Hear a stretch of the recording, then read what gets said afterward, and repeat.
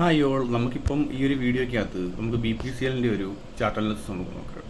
ഇതൊരിക്കലും കോളല്ല, ഞാൻ എല്ലാ വീഡിയോയിലും പറയുന്ന പോലെ തന്നെ എൻ്റെ ഒരു അനാലിസിസ്, എൻ്റെ ഒരു പ്രഡിക്ഷൻ, അങ്ങനത്തെ കാര്യങ്ങൾ മാത്രമേ ഉള്ളൂ. അതൊരു പ്രഡിക്ഷൻ മാത്രമാണ്, ഒരിക്കലും അത് 100% നടക്കും എന്നൊരു ഗ്യാരണ്ടി അല്ല അവിടെ കൊടുക്കുന്നത്. ഓക്കെ, അപ്പം ഈ ഒരു വീഡിയോ ചെയ്യുന്നൊരു ഉദ്ദേശം എന്ന് പറയുമ്പോഴത്തേക്ക് ഞാൻ ഓൾറെഡി പറഞ്ഞു, ഇതൊരു കോളല്ല, അത് ജസ്റ്റ് പുതിയതായിട്ടുള്ള ആൾക്കാർക്ക് ഇങ്ങനെ അനാലിസിസ് ചെയ്യാം, അങ്ങനത്തെ ഒരു ഉപകാരപ്പെട്ടെന്ന് പറഞ്ഞ് ചെയ്യുന്നൊരു വീഡിയോ ആണ്. ഓക്കെ, യൂസ്ഫുള്ളായിരിക്കും. പിന്നെ ഈ വീഡിയോയ്ക്കകത്ത് പറയുന്ന പല വാക്കുകളെ പറ്റി നമ്മൾ തൊട്ട് മുമ്പ് ഒരു വീഡിയോ ചെയ്തിട്ടുണ്ട്. അറിയാവുന്നവരത് കാണണമെന്നില്ല, അറിയാത്തവർ ഇപ്പോൾ ബിഗിനേഴ്സ് ആയിട്ടുള്ളവരൊക്കെ ആണെങ്കിൽ ഇത് കണ്ടു നോക്കുന്നത് വളരെ ഉപകാരപ്പെടും. അപ്പോൾ നമുക്ക് ചാർട്ടിലോട്ട് വരാം. നമുക്കിത് കാണുമ്പോഴത്തേക്ക് അറിയാം, ഒരു ലോങ് ടൈം ഒരു അപ് ട്രെൻഡ് വന്നേക്കുന്ന ഒരു ചാർട്ടാണ് BPCLൻ്റെ. ഒരു വീക്ക്ലി ടൈം ഫ്രെയിമാണ് ഇട്ടേക്കുന്നത്. ലോങ് ടൈം അപ് ട്രെൻഡ് നമ്മളൊരു വീക്ക്ലിയോ അല്ലെങ്കിൽ ഒരു മന്ത്ലി ഇടുമ്പോഴത്തേക്ക് നമുക്കൊരു സ്ക്രീനിനകത്ത് നമുക്കത് കാണാം, ഓട്ടോമാറ്റിക്കലി ജസ്റ്റ് ഒരു നോട്ടത്തിൽ കാണാൻ പറ്റും. അപ്പോൾ നല്ലൊരു മൂവ്മെൻറ്റ് നമുക്കിതുവരെ തന്നിട്ടുണ്ട്. അതായത് ഈ ഒരു തുടങ്ങിയ സമയം ഒരു 99 റേഞ്ച് മുതൽ നല്ലൊരു മൂവ്മെൻറ്റ് നമുക്ക് തന്നിട്ടുണ്ട്. നമുക്കത് ചാർട്ടിൽ തന്നെ നമുക്ക് കാണാം. ഓക്കെ, അപ്പം നമുക്ക് ഇനി എന്താണ് അതിൻ്റെ ഒരു പോക്ക്, എന്താണ് എവിടെ വരെ എത്തിയിരിക്കുന്നു എന്നുള്ളൊരു കഥ മാത്രം നമുക്ക് നോക്കാം. ഈ ഒരു ലൈൻ ഇച്ചിരി വളരെ ഇമ്പോർട്ടൻ്റ് ആയിട്ടുള്ളൊരു ലൈനാണ്. ഈ ഒരു ഗ്രീൻ ലൈൻ നമുക്കത് ജസ്റ്റ് ഒന്ന് കളർ മാറ്റി ഒന്ന് എടുത്തറിയാൻ വേണ്ടിയിട്ട് ഒരു റെഡ് കളർ നമുക്ക് കൊടുക്കാം. വളരെ കളർഫുള്ളായിട്ടുണ്ടല്ലേ. അപ്പം നമുക്ക് ഈ ഒരു ലൈൻ്റെ ഒരു പ്രാധാന്യം എന്ന് പറയുമ്പോഴത്തേക്ക് ഈ ഒരു ചാർട്ടിനകത്ത് തന്നെ ഒരു വൺ ഓഫ് ദ ഇമ്പോർട്ടൻ്റ് ആയിട്ടുള്ളൊരു ലൈനാണ്. അതെന്തുകൊണ്ടാണെന്ന് ഞാനിപ്പോൾ പറഞ്ഞുതരാം. ഈ ഒരു ഏരിയ കണ്ടില്ല, ഇവിടെ മുതൽ ഇത് റെസിസ്റ്റൻസ് എടുത്ത് ഒരു ലോങ് ടൈം റെസിസ്റ്റൻസ് ആയിട്ടുള്ളൊരു സ്ട്രോങ് ഒരു റെസിസ്റ്റൻസ് ഏരിയ ആണത്. അത് ബ്രേക്ക് ചെയ്ത് വന്നു, അവിടെ ഒരു സപ്പോർട്ട് വന്നു. പിന്നെ ഇതേ റെസിസ്റ്റൻസ് ഏരിയ അല്ലെങ്കിൽ ഈ ഒരു റെസിസ്റ്റൻസ് ലൈന് ബ്രേക്ക് ചെയ്ത് ഒരു റീടെസ്റ്റ് വന്നിട്ടുണ്ട്. അതായത് ഇതൊരു കൺഫർമേഷൻ തരുവാണ്, പിന്നെ ഇതൊരു സപ്പോർട്ടായിട്ടാണ് ആക്ട് ചെയ്യുന്നത്.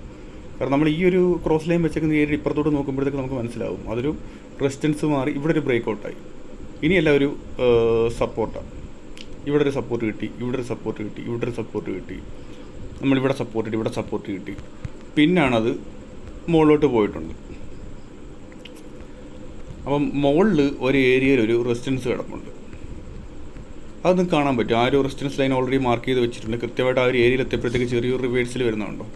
കാരണം ഇത്തരത്തിൽ മുകളിലോട്ട് പോയില്ല, ചെറിയൊരു റെസിസ്റ്റൻസ് എടുത്തു, താഴെ വന്നു. അതായത് ഇവിടെ ഒരു 600 റേഞ്ച്, 600 അല്ലെങ്കിൽ 700 റേഞ്ചിൽ നിന്ന് ഒരു 560 അല്ലെങ്കിൽ 550 ആ ഒരു റേഞ്ച് വരെ നമുക്കത് താഴോട്ട് വന്നിട്ടുണ്ട്. കാരണം റെസിസ്റ്റൻസ് ഏരിയയിൽ എപ്പോഴും ഒരു സെല്ലേഴ്സിൻ്റെ അളവ് കൂടുതലായിരിക്കും. എന്ന് വെച്ചിട്ട് അത് ഒരിക്കലും ബ്രേക്ക് ഔട്ട് നടക്കത്തില്ല എന്നല്ല. ഇപ്പോൾ തന്നെ കാണാം, നമുക്ക്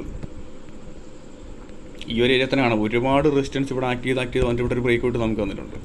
ചിലപ്പോൾ ഇതിൻ്റെ ഒരു മൂവ്മെൻറ്റ് എന്ന് പറയുമ്പോഴത്തേക്ക് കുറച്ച് നാൾ ഇവിടെ ഇങ്ങനെ കറങ്ങി നിന്നിട്ട് ചിലപ്പോൾ അത് ബ്രേക്ക് ഔട്ട് വന്നേക്കാം. ഈ ഒരു ഏരിയ നമുക്കൊരു ബ്രേക്ക് ഔട്ട് വന്നേക്കാം.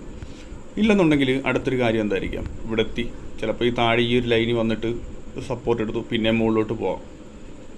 ഏറ്റവും കൂടുതലൊരു നമ്മൾ അലേർട്ടാണ് ഒരു കാര്യം എന്ന് പറയുമ്പോഴത്തേക്ക് ഈ ഒരു ലൈൻ ബ്രേക്ക് ചെയ്ത് താഴെ പോയാൽ സംഗതി കുറച്ച് കഷ്ടത്തിലാവാനുള്ള ചാൻസ് ഉണ്ട്. ഈ ഒരു ലൈൻ, ഓക്കെ, ഈ ഒരു ലൈൻ ബ്രേക്ക് ചെയ്തത് കാരണം അതൊരു സ്ട്രോങ് ആയിട്ടുള്ളൊരു റെസിസ്റ്റൻസ് ആയിട്ട് ആക്ട് ചെയ്തു, സപ്പോർട്ടായിട്ട് ആക്ട് ചെയ്തുള്ളൊരു ഒരു ചാർട്ടിൻ്റെ തന്നെ ഒരു സ്പൈൻ എന്ന് പറയുന്ന ഇതിലത്തെ ഒരു ഏരിയ ആണത്. അപ്പോൾ പിന്നെ ചിലപ്പോൾ താഴോട്ട് വന്നിട്ട് പിന്നെ ഈ ഏരിയ നിൽക്കാനേ ചാൻസ് ഉള്ളൂ. അപ്പോൾ നിങ്ങളുടെ ഒരു ലോജിക്കലായിട്ടുള്ള സപ്പോർട്ട്, കാരണം നമ്മളൊരു എൻട്രി എടുക്കുന്നതിന് മുമ്പ് തന്നെ ഓൾറെഡി ഒരു സ്റ്റോപ്പ് ലോസും ഒരു ടാർഗറ്റ് ഏരിയ നമ്മുടെ മൈൻഡിൽ കാണും. കാരണം അങ്ങനെ അല്ലാതെ നമുക്ക് കയറാൻ പോയി കണ്ണും പൂട്ടി നമുക്കത് കയറാൻ പറ്റത്തില്ല. അതൊരു ഗ്യാമ്പിളിംഗ് ആയി പോകും. എന്തെങ്കിലും കയറിയേക്കുക എന്നുള്ള രീതിയിൽ. കാരണം അവിടെ അല്ല നമ്മുടെ സ്റ്റോപ്പ് ലോസ് അടിച്ചു കഴിഞ്ഞാൽ ഉറപ്പായിട്ടും നമ്മൾ സെല്ല് ചെയ്ത് കളയാന്നുള്ളേ ഉള്ളൂ. കാരണം വേറൊരു അവസരം വരും. കാരണം ഷെയർ മാർക്കറ്റ് അവിടെ അവസാനിക്കുമല്ല, നമ്മുടെ ആ ഒരു വ്യൂ നമ്മുടെ ജസ്റ്റ് ഒന്ന് തെറ്റിപ്പോയെന്നേ ഉള്ളൂ. കാരണം അത് ആരും നമുക്കിട്ട് പണി തരാൻ വേണ്ടിയൊന്നും ഇരിക്കുന്നതൊന്നും അല്ല, ജസ്റ്റ് ഒരു ഷെയർ മാർക്കറ്റിനകത്ത് അതിൻ്റെ ഒരു മൂവ്മെൻറ്റ്. കാരണം ഒരുപാട് പേരുടെ സൈക്കോളജിയും ഒരുപാട് കാര്യങ്ങളുമാണ് ഈ ഒരു നമ്മുടെ ഈ ചാർട്ടിൽ കാണുന്നത്. ഈ റെഡ് ഗ്രീൻ ആ ഒരു ക്യാൻഡിൽസിൽ കാണുന്നത് ഒരുപാട് പേരുടെ കാര്യങ്ങളാണ്. ആർക്കും നമുക്കിപ്പോൾ നമ്മളിപ്പോൾ നഷ്ടം വരുത്തണമെന്ന് പറഞ്ഞിട്ടൊന്നും നിൽക്കുന്നതൊന്നും അല്ല. അപ്പോൾ ആ ഒരു വ്യൂ തെറ്റിപ്പോയി, അത്രേ ഉള്ളൂ. ഇങ്ങനെ തന്നെ നടക്കണമെന്ന് നമുക്കൊരിക്കലും ഗ്യാരണ്ടി നമുക്ക് പ്രവചിക്കാൻ പറ്റത്തില്ല. അതുകൊണ്ടാണ് നമ്മളിപ്പോഴും സ്റ്റോപ്പ് ലോസ് വെക്കണം നമ്മളെപ്പോഴും പറയും. അപ്പോൾ ഈ ഒരു ഏരിയ നമുക്കറിയാം. ഇവിടെ വേറൊരു കാര്യം നമുക്ക് കാണാം, ഇവിടെ ഒരു ട്രയാങ്കിൾ പാറ്റേൺ ഒരു ബ്രേക്ക് ഔട്ട് നമുക്ക് ഇച്ചിരി വലുതാക്കി നമുക്കത് വരയ്ക്കാം.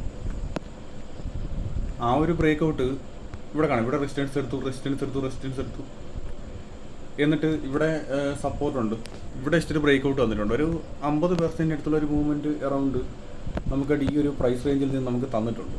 ഒരു 448 ഏരിയയിൽ നിന്ന് നമുക്ക് ഈ ഒരു ഏരിയ വരെ, തൊട്ടടുത്തുള്ള റെസിസ്റ്റൻസ് വരെ നമുക്ക് തന്നിട്ടുണ്ട്.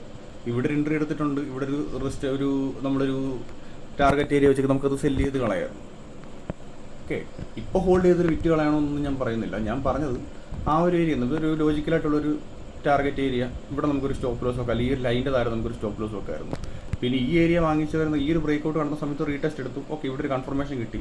നമ്മൾ ഈ ഒരു ലൈൻ ജസ്റ്റ് ബ്രേക്ക് ചെയ്തപ്പോഴത്തേക്ക് ഈ ഒരു റീടെസ്റ്റ് വേണ്ടി നമ്മൾ വാങ്ങിച്ചവർ ഇവിടെ ഒരു സ്റ്റോപ്പ് ലോസ് വെച്ചിട്ടുണ്ടെങ്കിൽ അത് പിന്നെ അടിച്ചിട്ടേ ഇല്ല. അതായത് ഒരു 171 രൂപ മേടിച്ചവർക്ക് ദാണ്ട് ഒരു 600-700 രൂപ വരെ നമുക്കൊരു റണ്ണ് കിട്ടിയിട്ടുണ്ട്. ഒരു പ്രോഫിറ്റ് നമുക്ക് റൺ ചെയ്യാൻ പറ്റുമായിരുന്നു. ഓക്കെ, പിന്നെ നമുക്കൊരു ലോങ് ടൈം വ്യൂവിലുള്ളവരാണെന്നുണ്ടെങ്കിൽ ഈ ഒരു ചാർട്ട് ചിലപ്പം ഇവിടെ വന്ന് തട്ടിയേക്കാം, പിന്നെ ഒരു റിവേഴ്സിൽ വന്നേക്കാം. വേണമെങ്കിൽ ഇപ്പോൾ പൈസ താഴ്ന്ന് നിൽക്കുന്ന സമയത്ത് വേണം വാങ്ങിക്കാം. അതൊരു റിവേഴ്സിൽ വരുവാണെന്നുണ്ടെങ്കിൽ, ഇവിടെ ഒരു ബ്രേക്ക് ഔട്ടിന് പകരം താഴോട്ടൊരു ഡൗൺ മൂവ്മെൻറ്റ് ആണെന്നുണ്ടെങ്കിൽ പിന്നെ വാങ്ങിച്ചാൽ ചിലപ്പോൾ ഇതൊരു ഇത്രയും വലിയൊരു സ്ട്രോങ് ആയിട്ടുള്ളൊരു ലൈൻ, ഈ ഒരു ചാർട്ടിൻ്റെ ഒരു സ്പൈനാണ് ഈ ലൈൻ. നിങ്ങൾക്ക് ഇത് ചെറുതായിട്ട് നമ്മൾ നോക്കുമ്പോൾ തന്നെ മനസ്സിലാവും. അപ്പോൾ ജസ്റ്റ് നിങ്ങൾക്ക് നിങ്ങളുടെ ചാർട്ട് വേണമെങ്കിൽ ഇതേപോലെ ഒന്ന് വരച്ച് നോക്കാം. കാരണം അതൊരു കുറച്ച് നേരത്തേക്ക് ഞാൻ സ്ക്രീനിൽ ഇങ്ങനെ വെക്കാം, വേണമെങ്കിൽ ഒരു സ്ക്രീൻഷോട്ട് എടുക്കാം. ജസ്റ്റ് നിങ്ങളുടെ ചാർട്ടിൽ തന്നെ ജസ്റ്റ് വരയ്ക്കാവുന്ന കാര്യമൊക്കെ ഉള്ളൂ. ഇവിടെ ട്രയാങ്കിൾ പാറ്റേണിൻ്റെ ബ്രേക്ക് ഔട്ട് ഉണ്ട്. ചിലപ്പോൾ നമുക്ക് ഇവിടെ ഒരു സപ്പോർട്ട് എടുത്തേക്കാം, ഈ ഒരു ഏരിയയിൽ ഈ ഒരു റെസിസ്റ്റൻസിൽ ചിലപ്പോൾ സപ്പോർട്ട് എടുത്തേക്കാം. റീടെസ്റ്റ് വന്നിട്ട് ചിലപ്പോൾ അത് മുകളിലോട്ട് പോകാം. നമുക്കതൊരിക്കലും 100% നമുക്കത് പറയാൻ പറ്റത്തില്ല.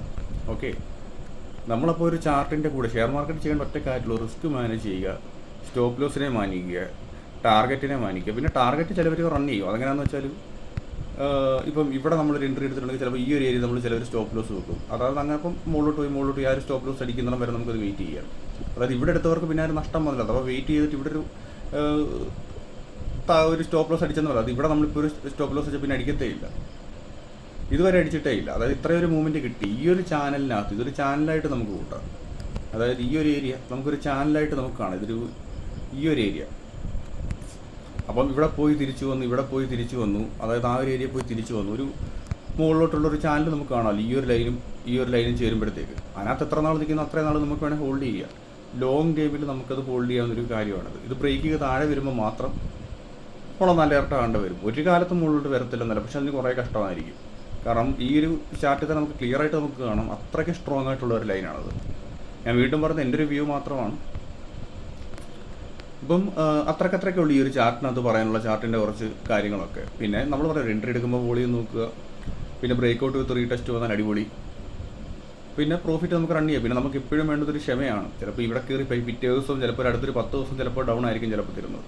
നമ്മൾ സ്റ്റോപ്പ് ലോസ് അടിച്ചാൽ വിറ്റ് കളയുക, അല്ലാതെ ഒന്നുകിൽ സ്റ്റോപ്പ് ലോസ് അല്ലെങ്കിൽ ടാർഗറ്റ്, അത്രേ നമ്മുടെ മൈൻഡ് വരാൻ പാടുള്ളൂ. കാരണം നമ്മൾ കയറുമ്പോൾ തന്നെ നമുക്കൊരു ടാർഗറ്റ് അല്ലെങ്കിൽ ഒരു സ്റ്റോപ്പ് ലോസ് ആ ഒരു മൈൻഡ് വേണം.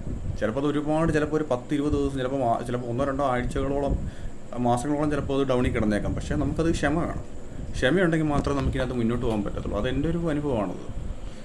എന്നാലും നമുക്ക് ഈ ഒരു മാർക്കറ്റ് നമുക്ക് പിടിച്ച് നിൽക്കാൻ പറ്റത്തുള്ളൂ. കാരണം അല്ലെങ്കിൽ ലോങ് ടൈം ഒരു വ്യൂ അങ്ങനെയാണ്. ഇപ്പോൾ ഇൻട്രാഡേ ട്രേഡ് അല്ലല്ലോ നമ്മൾ ചെയ്യുന്നത്.